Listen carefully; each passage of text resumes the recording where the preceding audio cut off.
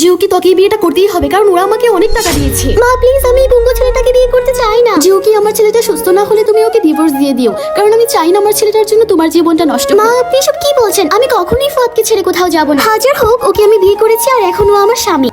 বৌমা, তোমার জন্য ছোট একটা উপহার এনেছি, দেখো তো পছন্দ হয় কি। ওয়াও, এত দামি গোল্ডের চুড়ি। না না মা, আমি এসব নিতে পারবো না। কেন বৌমা? এটা আমার শাশুড়ি আমাকে দিয়েছিল, আর এখন আমার দায়িত্ব এটা তোমার হাতে তুলে দেওয়া।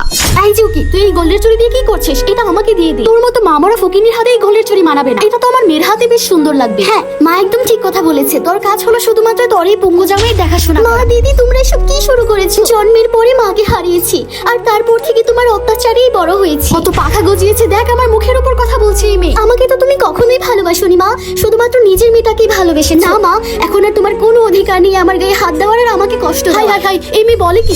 আমার স্ত্রীর গায়ে হাত দেওয়ার সাহস আপনারা কোত্থেকে পেলেন? আপনাদের মতো 2 টাকার মানুষকে উড়িয়ে দিতে আমার 2 সেকেন্ডও লাগবে না।